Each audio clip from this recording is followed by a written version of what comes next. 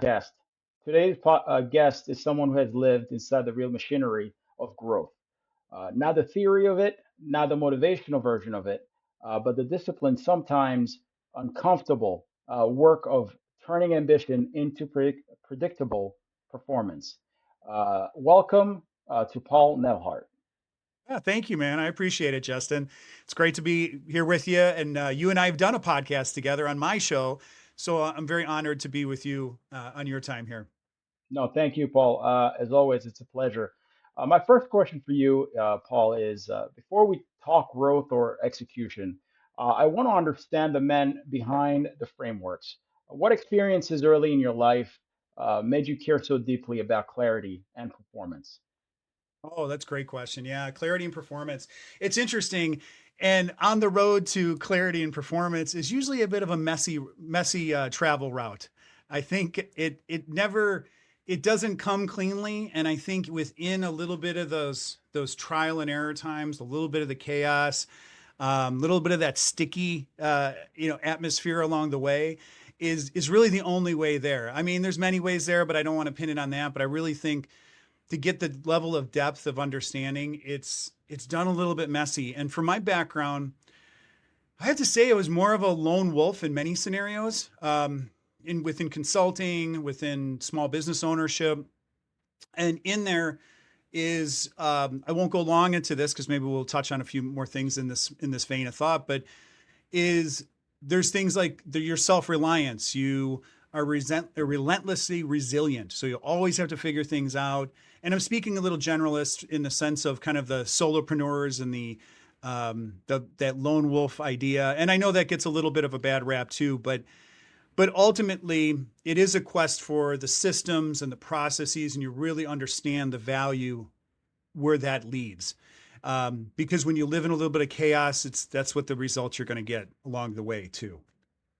Yes, I think especially the lone wolf model. It allows you to solve a lot of problems quickly, test things out, and Hmm. from that you're able to probably advise others on how to build systems based on your learned experience. It's not for everyone, but Absolutely. once you can traverse it successfully, you can gain a lot of it from it. Is that what you're saying Yeah, essentially? it is. You start to learn some of those foundational, the pitfalls, the hurdles that are required to kind of break through the walls. Some things are some things you think are walls, but they're really just hurdles, and they feel a little bit bigger than they are. So in those, I'm thinking of like say like in a young entrepreneur, the things that feel big to you now are not going to feel that way maybe in 5 years or repetition through doing that. So it the barrier of understanding I say the guidance and the navigation in that window is paramount, but most of it can really only be done through experience. And it doesn't have to be a formulaic experience, but it's you just continuing to try, continuing to push, continuing to be a little bit better each day. And that's where some of that genius is going to come out in within yourself. Absolutely. No, that's a great answer. My next question is this, and from your LinkedIn profile that everyone can go visit, you have seen thousands, hundreds, if not thousands, of businesses up close. What is the most common lie companies tell themselves about why they're not growing? Yeah, it's really it's funny. That's a great question because I tend to do fall back into it's a fingerprint, meaning that each one's a little bit unique, but there are commonalities in the sense of self-identification. And I don't want to go too heavy into process and systems because process and systemation is built on, and it depends on what company level we're talking about. If you have a founder startup into something that's 20, 30 million in revenue, you go from the generalist into the specificity. But in the beginning, many businesses are built around, of course, a knowledge base. You have insight, knowledge, experience within a certain sector, could be service-based business or insurance sales, real estate, a litany of everything, anybody that does. So there's a technical know-how, and then it's built around the individual people's talent stacking. So say maybe you as the founder end up hiring somebody on administrative side or sales side. those individuals are going to have talents, individual talents, strengths, and weaknesses. So in the beginning, businesses are built and formed around those individual. And I'm kind of over talking about the talent stacking, but there is an individuality that's built, and then it gets into systemization. How are things done? So some of those transitions are the most difficult part because that's where the ceilings are set at maybe a revenue or a customer count or a time allocation. So to break through those is the identification of really it's kind of the secret sauce of what we do, how we do it, why we do it. And some of that's very difficult to articulate when somebody's is working within their genius zone and flow states because they've done it there's so much repetition within the person's day to day that it's hard to identify and really create a learning process of how to pass the baton. So that's really, I'd say in a beginning standpoint, that identification of what are we doing that doesn't have as much weight? And that's when you get into kind of decision matrix, or you get into as far as kind of guidance levelings, who's handling what and what. And I'll say one more thing on this, and I want to keep making sure we get to your questions too. But in a founder-led situations, what can be automated, what can be delegated? Those discernment points are extremely important as you grow, and then you hire people in specificity. And the only other thing I'll say with it is what do you want to do? Because I think sometimes people force themselves or certain employees to do certain subsets that are not really they're incongruent with what that person's wants are, needs, desires.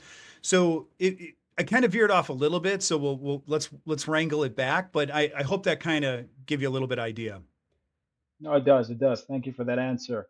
Following up on that, many leaders confuse activity with discipline. What Mhm. does real execution look like inside an organization that is serious about growth, and how does it feel different from your perspective? Man, that's a tough one in a sense too, because here, do me a favor, ask it again because I want to absorb it. And I heard it and I want to absorb it a little bit. Ask that question again if you don't mind. So leaders confuse activity with discipline. Um, Yeah. and, and so, from your perspective, what does real execution look like inside an organization that is serious about growth? Where you're not just doing the busy work, everybody looks busy, you feel like you're doing Yeah. something, but you're Yeah. really Because not moving the ball. it's really funny. So I'm going to use talent acquisition, and I'm going to stay in the vein of continuing to grow, build a team. I'm going to come from that because there's different angles we can come at this with. Sure. But it's easy to hire somebody and have that, and it's super easy. I've hired a lot of people over the years, and I've seen it many times where it's easy for them to just get busy, just a lot of tinkering, a lot of little data, little things, but not necessarily things that are truly moving the organization forward. I kind of call it like the proverbial broom. You pick up the broom and you sweep the floors and you wash the windows of the, in a more of a metaphoric speaking. But to keep the mindset of true growth and advancement in the organization, that thread is at really at the leadership level that people are staying within there because it's very easy to get comfortable.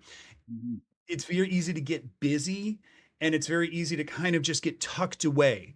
And for people to truly be engaged in the environment, that growth is almost a little bit uncomfortable at times. There's kind of a there's a portion of it's in nature too. There's an exploration aspect to nature, and I'll use Right. an example of like honeybees, or I think it's honeybees, or maybe it's other type of bee, but it's about like 1 in 6 of the bees are actually an exploratory, meaning that a certain portion of your business you need to continue to explore because you'll over farm what's in the existence and you'll get too myopic on what's in hand, meaning that so when you're in a business that has a growth mindset, or let's call it a sales organization, there's a little creativity that needs to be introduced at all levels, in the sense of we're always thinking about what that next growth is and where's that comfort. So there's a simple question I ask when I'm working with, depending on the level or the department, is like, okay, we're doing these tasks here. What does it look like at a double?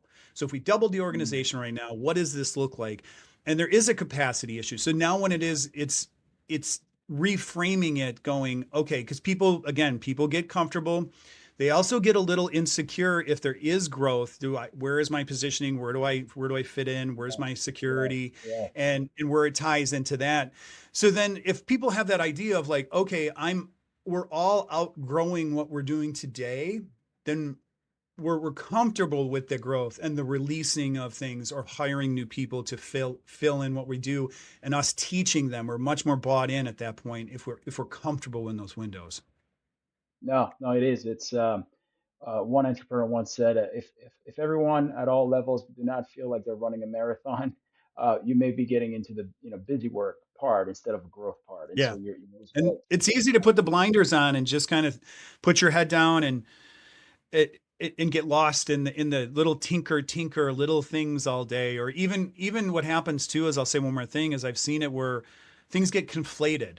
When What do you mean by one that? telltale one telltale means that, like, if things can get people become more emotional about smaller things, sweating the small stuff, Yeah, which also means there is a little bit of angstiness in the environment. And there always is that the flow state where you're not operating beyond your your capabilities. You're just pushing them right there, where you still feel like there's progress being made, there's contribution happening. And those are the times where people are truly feeling there's a sense of fulfillment. Not everybody, I'm just saying, and I want to overgeneralize and spend, but people that are driven, I'd say people that are driven really want to contribute. They want to feel like there's progress. They want to feel like there's growth, and they're part of that. And that's an incredible part of that bubble of we'll call it conscious collective within the hmm, organization. yeah. No, I agree. Now let's segue into, because you've worked with private equity before, Mhm, and I've worked with them as well as portfolio companies. Uh, uh, what is, when you're inside a private equity backed environment, mhm. where growth is not optional, right? Right. What changes psychologically inside leadership teams when growth becomes a mandate instead of an aspiration? Um, Yeah. do Yeah. do you distinguish the two? Yeah, so it's interesting. So that's a big subject with PE. PE is very dominant in the really in business, every sector, for most sectors, let's just say. Yeah. And some are more exciting to them than others.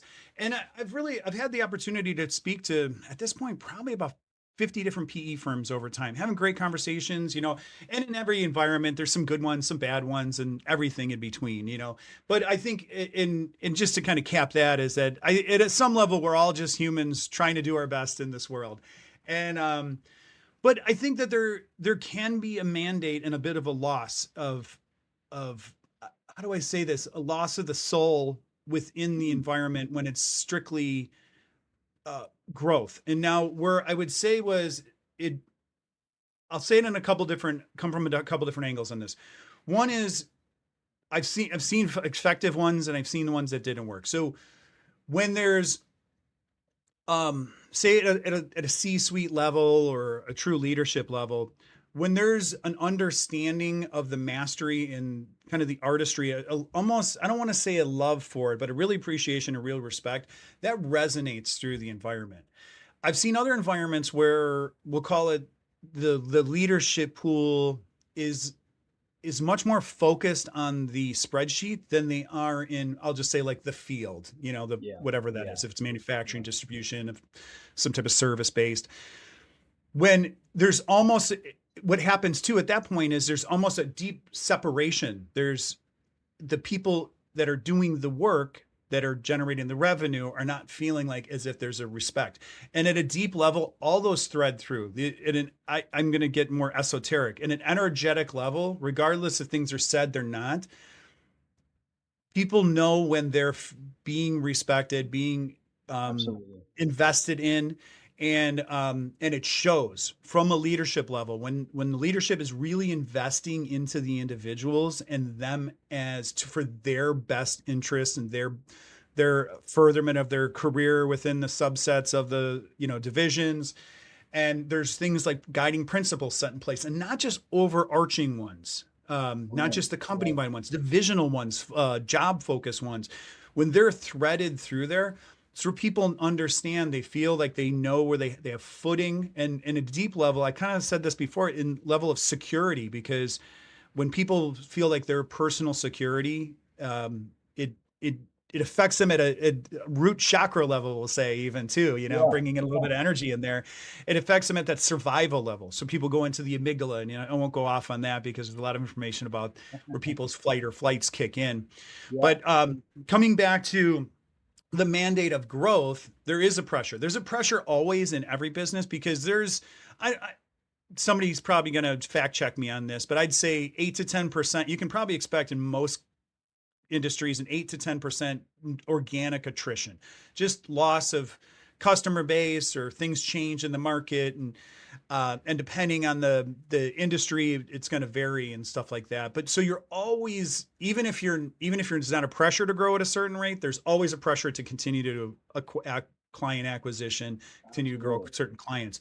So there's some that are done kind of in respect, and not. So, but what the one thing I want to say too is, and this is PE or not PE, is that when the direction of the company changes, meaning that somebody invests in it, somebody acquires it, your company makes widgets. Doesn't matter. The company makes widgets, and that's what the whole organization was built on. Everybody knows what we do. Companies acquired. Now there's a mandate to grow at 15, 20% annually. Mhm. What happens is then, instead of looking at the widgets, they're looking at the, we'll call it the spreadsheets, because I'm just using very generic outlooks Sure, at this. sure. So Yeah, now with the centric view of the organization has changed. So the value set has shifted, and the sight line has changed.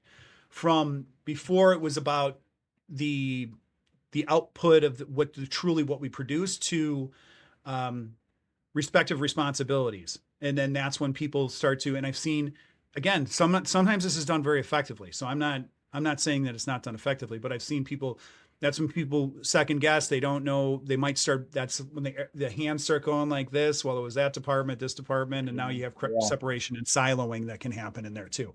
Again, and we're speaking very generalistic, it's at this point, with what we're Yeah, sharing. but yeah, no, I've definitely seen it. For me, the perfect example of that is a trading floor, old school trading Mhm. floor. I don't know if they're still existing, where you'll have sales, and then you'll have the operations guys, the middle office guys, and you can tell if they're vibing together, or where Yeah. the operations guys are feeling a little icky. They start showing up with suit and ties, and going to interviews after lunch. So Absolutely. um, And where do those kind of like emotional, mental, and cognitive Venn diagrams, where do they cross over? Because those points where they cross over, what happens sometimes, they don't cross over as much. They start to separate. And there's a yeah, line in the sand, and it's them versus us. And yeah, and then people get a little bit of stonewalled, where they stand there and they're like, well, you have to provide me this, instead of understanding the full line and the ripples and the ponds. Because when people are working in continuity, they understand where the ripples and ponds hit. So there's some expectations where, like, well, I'm going to spend a little bit extra time to prepare this for the next stage of the environment, whatever that is. yeah. If it's financial, purchase orders, project management, wherever that is in the line. I agree. I agree. Now, from that experience, and that answer you just gave, um, you highlighted some of the hidden risks live. But if we were to distill it to where the hidden risks are, is it inside the departments or in the gaps between the departments? You kind of touched on it there. Yeah, that's Can you give an great. example where the gap almost, maybe you've seen it where it almost destroyed momentum within an organization you're in? It does, and it can be personnel driven. Everybody hears about kind of a cancer in the environment, and an A player, B player, C players. So there really isn't at an individual level. It can impact the environment when there's somebody working and they're a very dominant. Sure. But what this goes a couple different ways. One is when I kind of talked about certain businesses, when they're, well, pretty much most businesses, as they're small, they're built around the individual's strengths and weaknesses, and then you add more people and they're built around the strengths and weaknesses. And this is going to I'll come back to your question, but I'm going to say this ties into kind of the corporate culture, because you can have the mission statement, you can have guiding principles and the vision, you can have those all written out, But the real, like, say you add on a new team member, the real culture they're going to see within a pretty quickly, like who's being avoided, who do you walk on eggshells around, who's so there is individual influence into this, and some of it is truly departmental. So meaning that in a departmental, you can people tend to pinpoint revenue to tied to everything, but quantity also drives things too. So you might have um, a job ticket that's $100 or $100,000, but it doesn't matter from a time perspective because it still takes the same amount of time to get it through the system. So Sure. then some things don't scale on quantity. They scale at revenue, but quantity they don't. So the breaks in that arena, if you have the system set in place, make sure that you're measuring things by time, quantity, and revenue, of course. But time things are sometimes misled and sometimes are not noticed, and sometimes quantity things are driven and not noticed as well. So that's when it's breaks. But on the individual level, if you're building the processes that I don't want to say overlap or have safeguards built in them, I don't know if you're always going to get the personalities out of there, but you can help to mitigate some of those as long as we're meeting those minimum required standards within the process. Absolutely. Absolutely. The So, process yeah, drives it all. If it's well defined, the personality, I don't think, the strong personalities won't rise as much, right? Because they're still yeah, uh, structured within that process. right. It's Um, here's the minimum required. You have to turn in this whatever that is, this project sheet, the cost analysis sheet, whatever point EPS of report. transfer Yeah. that is. You Yeah. still have to meet that, even though they're maybe adding emotion, they might be adding, and at least the next chain in the line understands like, well, regardless of however you feel, I need this information.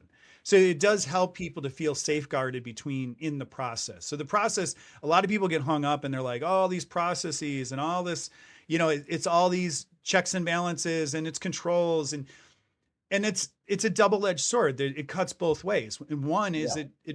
it really kind of helps each department or each individual that's handling tasks. It gives them a benchmark, being like, hey, I'm going to handle this to the best of my ability, and I'm going to do really well at this. But I can't also do these other people's jobs, which is spilling Right. into my arena. So if it's defined, it's like I need it delivered in this capacity. So that's when, yes, the personality isn't going to have as much influence. Clearly, in an environment in a corporate culture or whatever, if somebody's a cranky, constantly walking around cranky and negative, it's going to resonate. That's going to resonate, but that's going to resonate at a different level. It shouldn't impact the Correct. work as much. Correct. The performance should still be there. That's right. Yes. Yeah. Uh, Now, one idea I have been developing is that businesses need independent challenge and standard structures, not Hmm. just consultants or boards. If a program existed that tested execution discipline, leadership alignment, and growth predictability across a company, what would you want it to measure? What would the impact you would look for within your organizations or other organizations that you may know? Oh, wow. So I think in a phone, so when you get into KPIs, measurements, um, outputs, I think we're kind of talking about capacity, of course, profitability. I think I'm going to kind of go into, and this is always tough to oversimplify because I don't want to anchor on any one because I've seen there's always some level of deficiency and it's not, I don't, it's not a failure by any means, but I like to call them stress points within environments. They're always going to, it's either going to have to apply talent to it, some type of automation, software. But as far as, I think capacity, I'm going to use the word capacity because it encompasses a little bit more.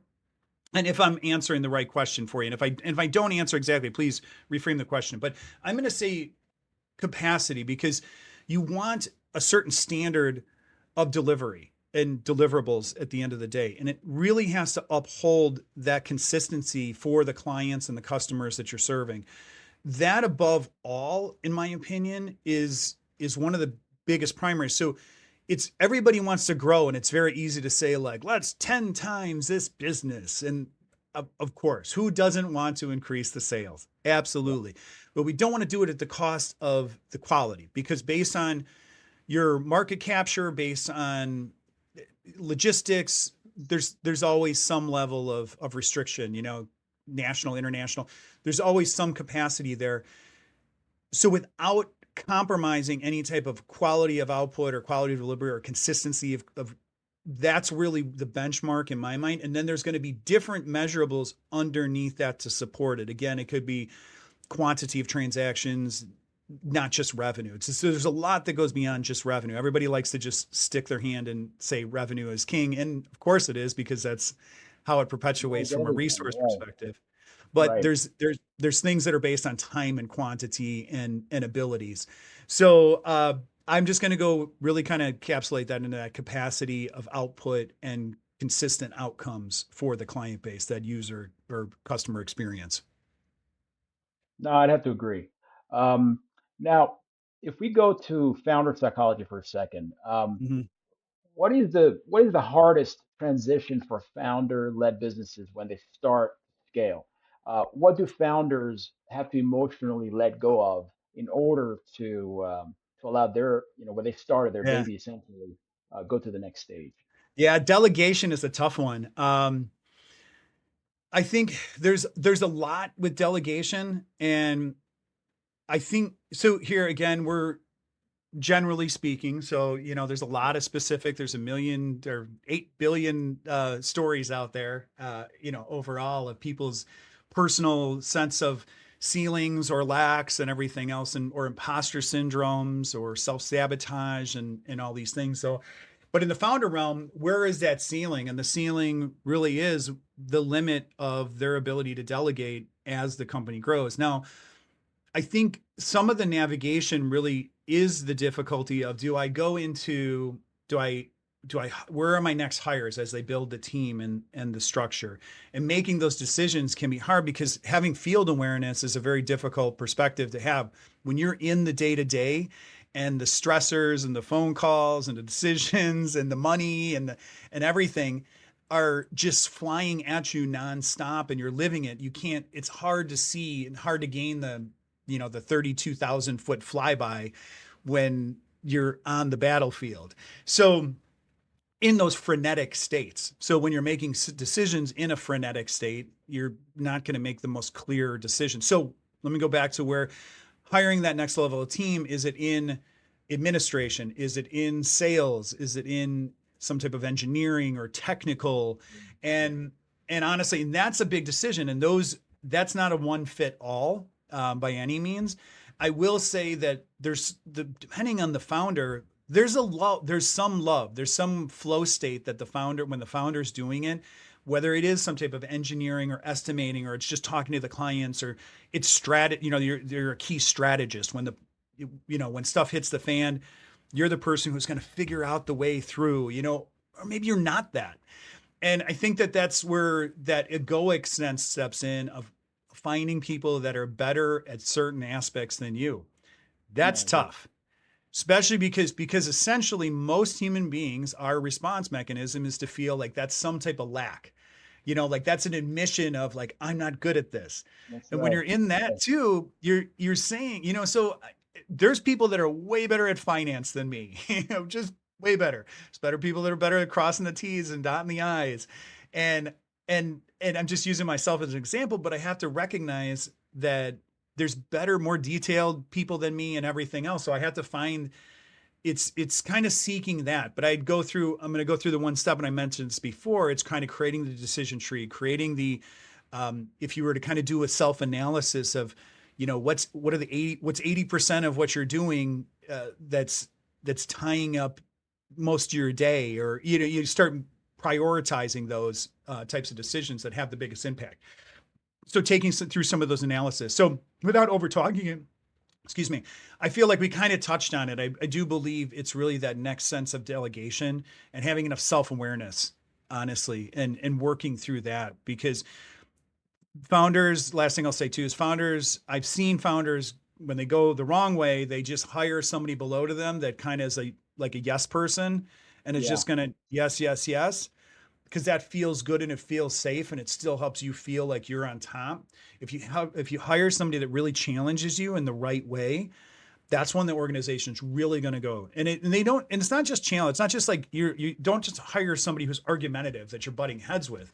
I'm saying that has a similar outlook than you, but you have slightly different perspectives and you're aligned, but the perspectives are slightly, and you're like, all right, we feel comfortable together to explore these different avenues as we kind of climb the ladder of progress, if that Yeah, makes no, I sense. always say, no, it does. I always ask people, what's your weakness?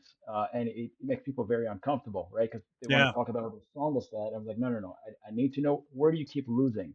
Because if you're looking to win, which is growth, you need somebody to cover where you keep losing, right? Yeah. And so I agree. So weaknesses are the biggest things for a founder to acknowledge. And once they acknowledge it, then you have to plug that hole, right?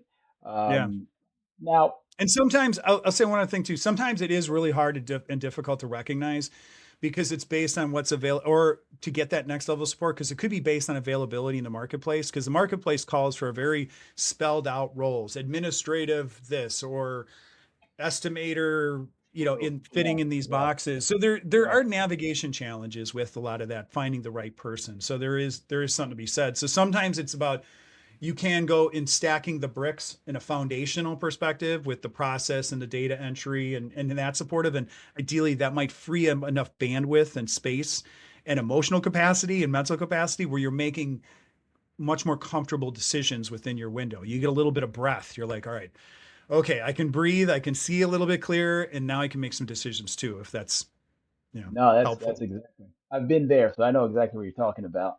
Now every leader eventually goes through financial stress. If we can, go to the next stage from that kind of conversation, Yeah. uncertainty. They go through uncertainty moments where the future is not clear, especially if you're an entrepreneur, medium-sized business. So, how have you personally stayed steady during difficult seasons? And Yeah. most importantly, what anchors you that some of our listeners, professionals or otherwise, could leverage in their own personal life? Yeah, that's great. I think there's here, we'll do a couple kind of again, open-ended, large scale talking, and then we'll get a little more specific. Is, the essence of again, with talent, it's, hire slow, fire fast. Or if you're gonna, I don't, it's not that I don't like the word fail. I don't think anything's really a failure. I think there's just hurdles and learning process and everything else that we go through. But the saying of if you're gonna fail, fail fast, meaning that cut anchor quick and there's value to all that, but there's still the identification of if you have sunk cost because sometimes people chase it too far. If there's too much sunk cost into it, I can't retreat, I can't anchor, I can't get out.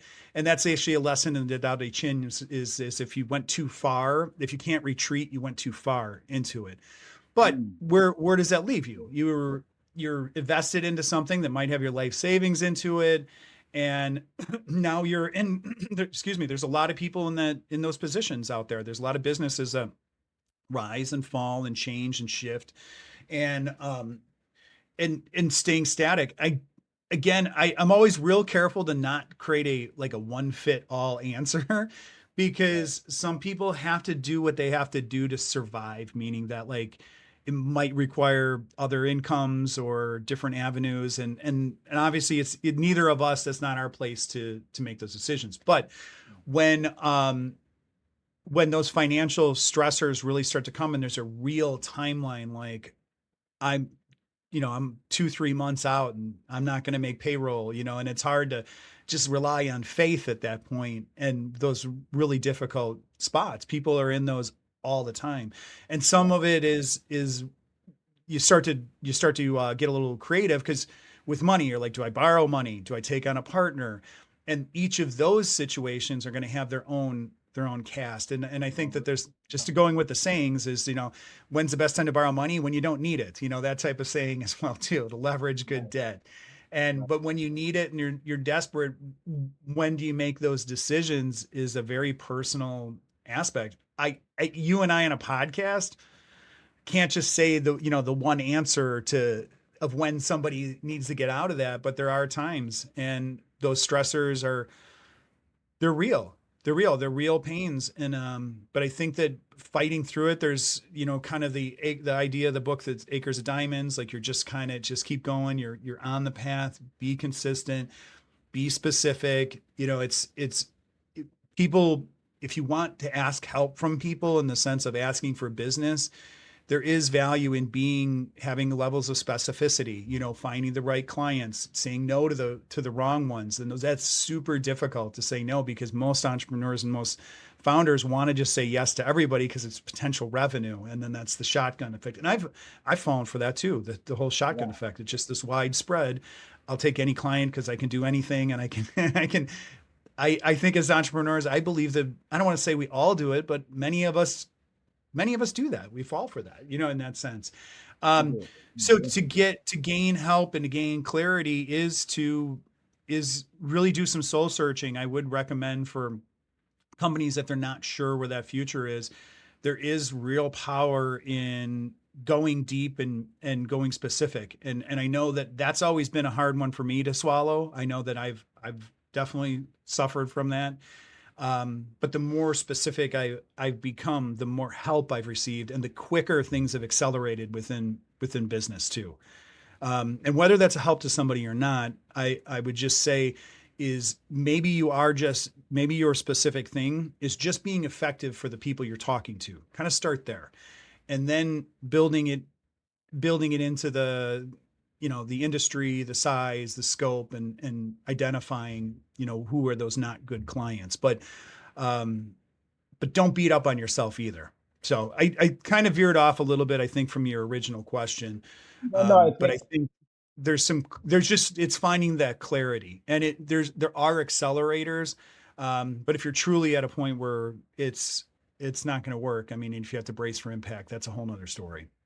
yeah, that's right. That's right. And I always encourage people to always know who's in your industry, who's a peer, not necessarily a competitor, but a peer, Hmm. because there may be times where combining efforts, whether through an M&A or through a special purpose type of vehicle to get you through that, 4 or 5 quarters until get yourself back online, is always good. So I would say, Yeah, that's great advice. Absolutely. yeah, don't Like always look at a people joint as your venture. competitors. That's right. Yeah. That's right. Yeah, there's a lot of great alignments out there, and I think that it's to be open and to be creative and not being so hung up on self-importance that, and it's not even being, you know, you're not even being that vulnerable. You're really being creative. And I think there's that That's right. creation energy is really going to resonate, and you'll find the right people to kind of go up the mountain with in that sense. That's true. That's exactly right. Now let's dial it back. Leadership, outside the home is always visible, but leadership inside the home is quieter. How do Yeah. you think about being present for your family, for your children, while also carrying the pressures of performance and responsibility, whether you're a professional in a corporate setting or an entrepreneur leading a business? What have you Yeah. learned the hard way? Oh boy. So I feel like it all lands different for everybody. And I've carried a lot of the dad guilt. I have two boys, two young boys, my wife, and I've just carried a lot of the dad guilt, the parent guilt, where it's like I feeling I'm not giving enough time, attention, and kids they just want our attention. They just want our love. They want some time.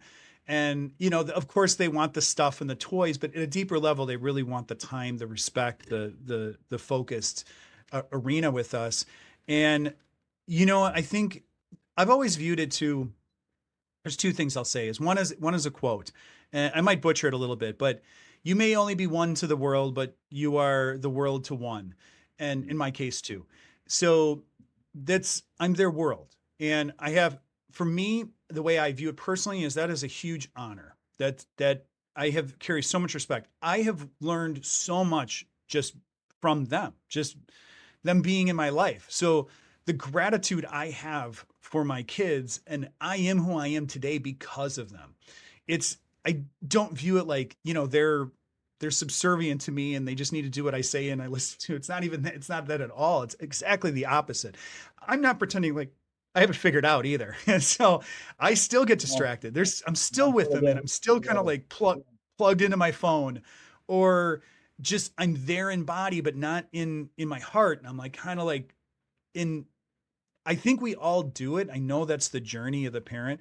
And at some level I'm sure we all screw up our kids in different ways and but but I believe, truly that respect and the love that really resonates and I really make a point to, just talk to them and just be there. Again, I don't know if, right, wrong, or indifferent. Um, but no, I think deep level cherishing the gift that is for me is the most powerful thing. And I know that the words and the emotions and everything will just resonate from that. So I agree. I that's that. agree. Last question. Thank you. That was a great answer, by the way. Last question. If you could give one operating principle that leaders Mhm. should live by when the stakes are high, or and the outcome is uncertain, what would it be? So I'm going to give a very unconventional answer because I, before here, I'm going to say it harsh and then I'll bring it down. I'm going to say a sense of, I'm trying to think of a better word for it, but just a sense of ignorance, meaning that a sense of openness, a sense of Hmm. creativity, the allowance of it's really easy to get in a state of controlling rigidity, the rules. They're setting the guidance, they're setting the sight lines, the being the wayfinder, but there's also that deep resonance of the allowance of the day and the process and working through it because everything is unique in its own way, including your team. And your team they're not, as much as we'd all like to show up every moment at exactly the same, we don't. We're humans and we interact like differently with each other. So understanding that the outcomes might show up a little bit different along the way. So I'd say that not being too stuck in the rigidity of it. And now I'm not saying that don't set the process, don't set the SOPs. Of course, set all the rule sets and the what your trajectory is, but you're not going to be white knuckling it nearly as much if you have some level of capabilities of flow and allowance within the day. So when I said ignorance, I kind of like jokingly say ignorance is bliss, but you don't have to do it the way it's always been done, is what I really mean by that. There Yeah, are um, beautiful other ways, avenues, especially this day and age. Everything is changing so fast. It's happening so incredibly fast. People yeah, used to have like market shifts would be like a decade or 20 years. And they're like, the market shifts are happening monthly now at this point. Like it absolutely, is, you have to absolutely. be incredibly flexible. So I think that there's something to be said as being steadfast, being consistent, of course, but I think mentally, emotionally, and the having the allowance to be somewhat flexible in your day. I love it. That was an unexpected answer for Yeah, a good. I love well-known it. podcast, the unexpected podcast. So thank you for that being the last question. Listen, Paul, thank you for being the first guest of the unexpected podcast. I'm Justin Mahwikizi. Thank you so much for your time. And where could Yeah, people reach out to you if they have follow-up questions or they just want to engage with you? Where can they find you on social absolutely. media? I'd say just reach out to me on LinkedIn. I'm always available. Send me a message. I absolutely love to network with people, whether it's in person, Zoom call, honestly, and do podcasts like this or just good communication. Honestly, that's in some ways, I don't want to get too esoteric before we end here, but I was going to say in some ways that's what it's really all about is that human connection. None of the great advancements in life really come in a silo, and creation isn't in a vacuum. It's shared, it's experienced with other people. So I'll leave it at that. And so thank you very much, Justin. I appreciate the time here. Love it, Paul. Have a great day and a great weekend coming up. Thank you. Thank you. Today's guest is someone who has lived inside the real machinery of growth, not the theory of it, not the motivational version of it, but the discipline, sometimes uncomfortable work. Um, Here, uh, no, no, no, no. kill it. Today's guest is someone who has lived inside the real machinery of growth, not the theory of it, not the motivational version of it, but the disciplined part of it. And sometimes uncomfortable work of turning ambition into Uh, uh, sorry, Paul. Can we do this again? Let's start one more time. Ay, ay, ay. Yep.